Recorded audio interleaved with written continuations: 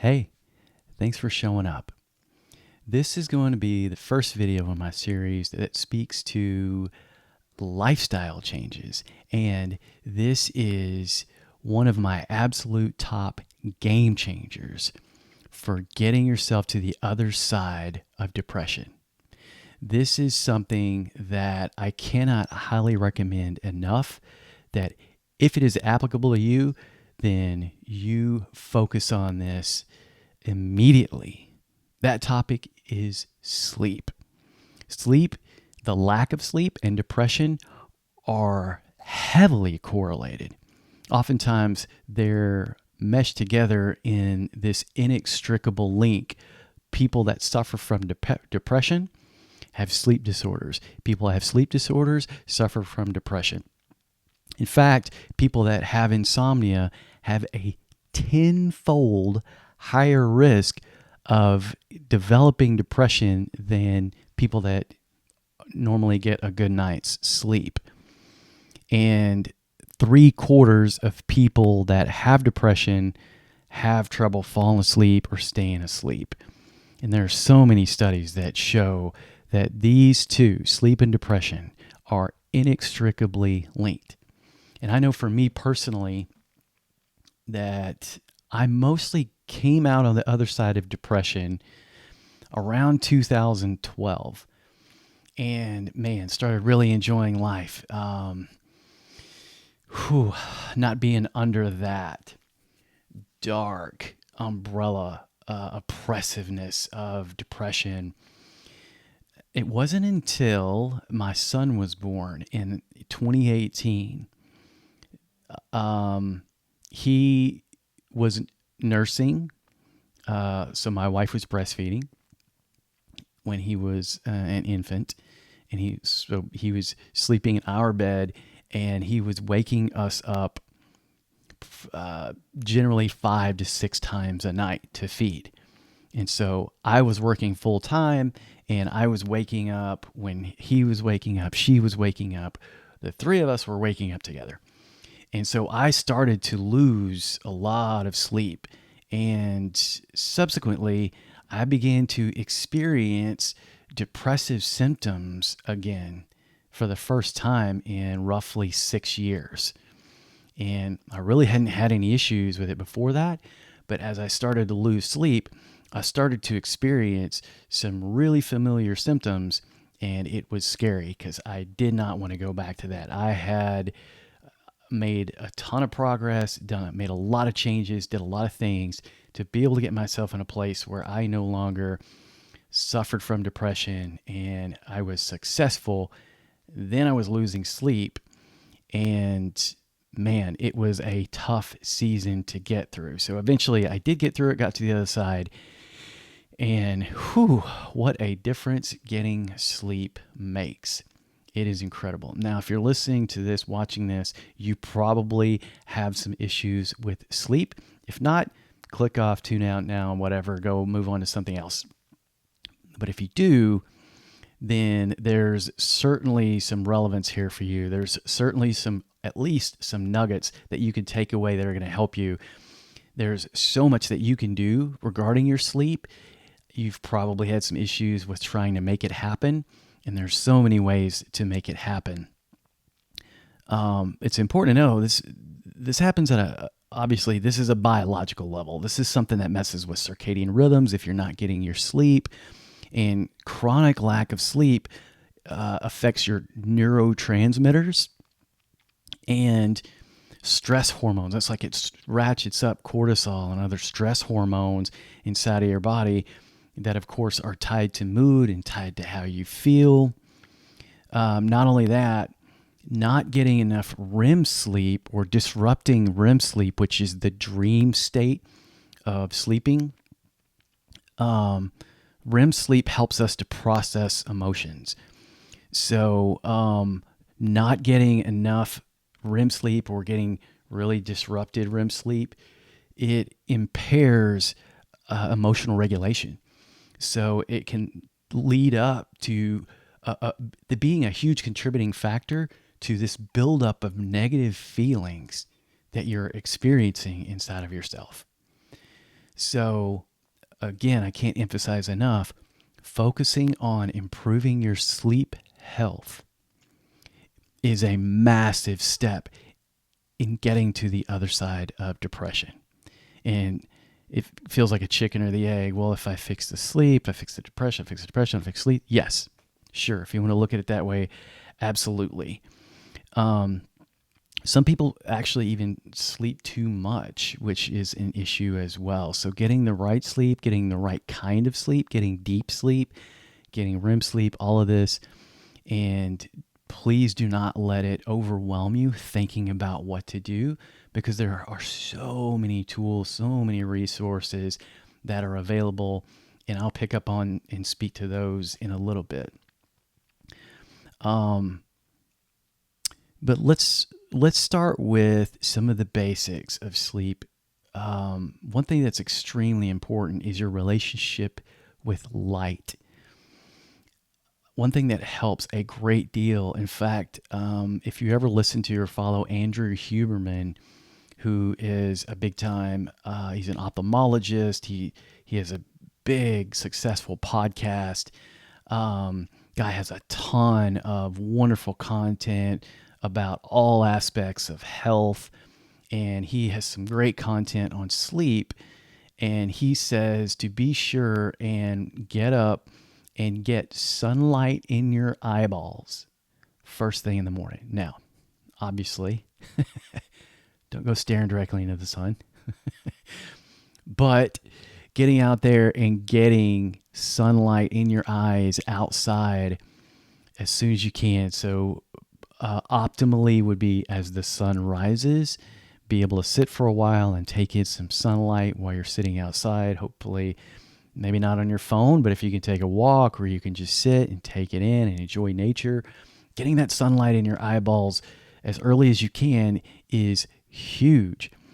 And also, on the other side of that, toward the end of the day, as the sun is going down, decreasing the amount of light that we're exposed to, particularly the blue light, which our devices are emitting blue lights, our phones, our laptops, etc., desktops, whatever. These things, TVs, are emitting this blue light that the more we can lessen that as we get closer to bed. In fact, ideally, if we could step away from all devices an hour or two before bed, that's going to help quite a bit. And then as much as we can block out light in our sleeping environment, your sleeping sanctuary, as much as you can block out light, that will help tremendously to actually go to sleep and stay asleep. So there are all different kinds of sleep issues, right? Not being able to go to sleep, waking up in the middle of the night, sleeping too much. And all of it is impacted, influenced, and affected by the light that is coming into here.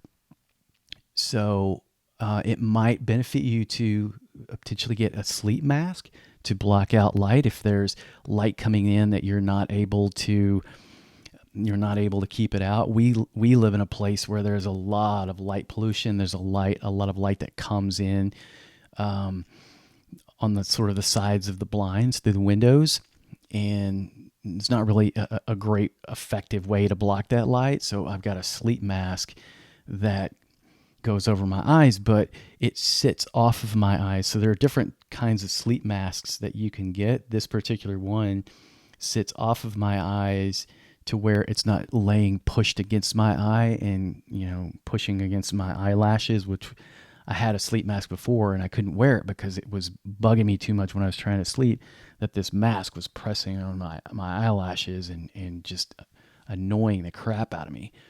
But you can get these that sit off of your face, and I'm a side sleeper, so they have some that are ideal for side sleepers as well, where it sits off your face and still blocks out the light. So very effective in blocking out the light to help you to get the quality of sleep that you really need to be getting on a consistent, regular basis. And this is something that you can just continually, progressively improve upon.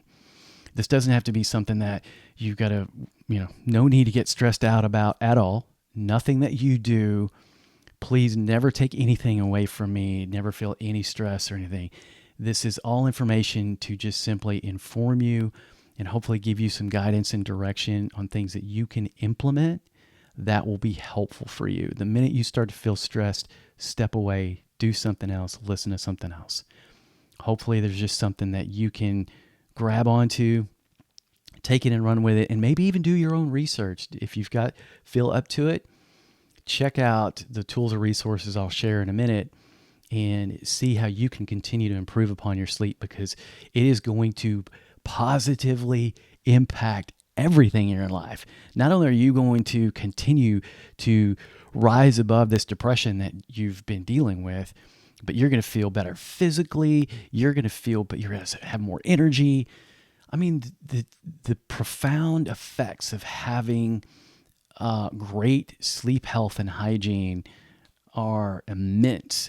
I mean, just do a quick search. What are the benefits of getting a good night's sleep, a regular good night's sleep? They're just too many to list here. So light, very important. Being on a consistent sleep schedule. Also, if you can, hopefully you're not doing some kind of weird shift work where you're off here, on there, and then it changes up and things like that. Hopefully you can get on a consistent schedule where you've got a set time, generally speaking, that you shoot for every night. Let's say it's 10 o'clock at night. Every night around 10 o'clock, you're getting into bed to go to sleep. And that is the consistent. That's every night.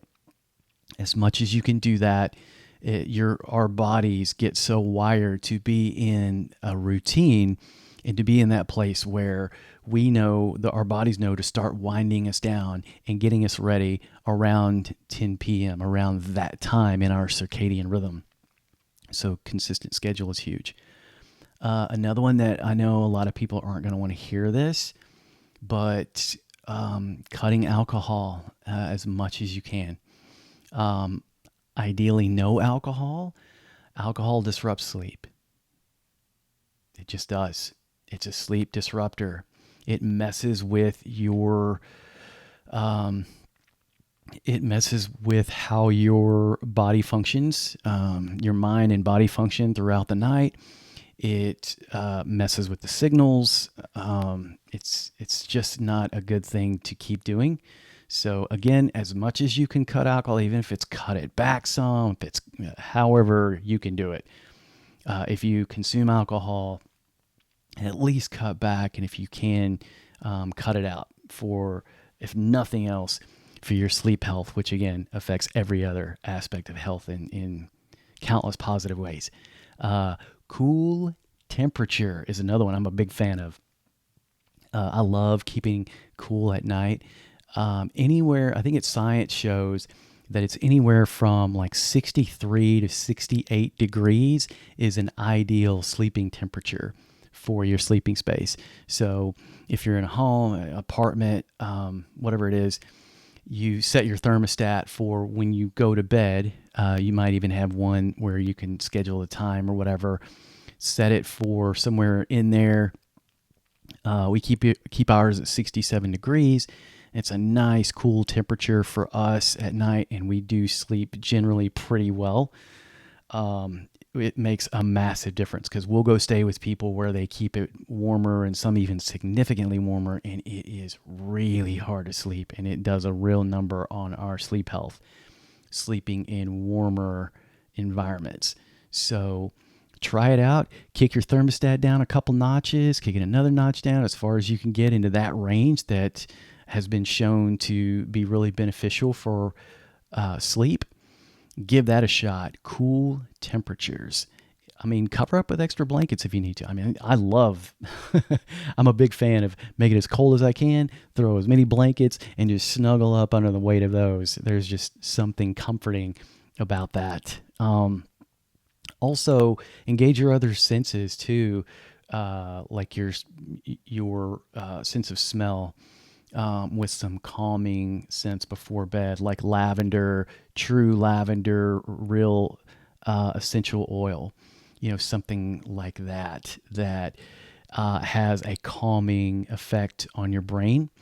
And then if you want, do some meditation before going to sleep, or if you want to keep it simple, just do some breath, some soft, slow, deep breathing before bed. My recommendation would be my favorite breathing technique, which is in another video that I made. I'll try to put the link in here. The 4-7-8 breath. Very simple. It is just breathe deep and slow. Inhale for 4 breaths. Hold for 7 count. And then exhale slowly for an 8 count. The 4-7-8 breath. Really good stuff for helping you to just calmly drift off into sleep. And as I mentioned, there are so many tools and resources. One of my favorites being, I already referred or referenced Andrew Huberman. Go check his. I'll put a link below. I'll put these links down below.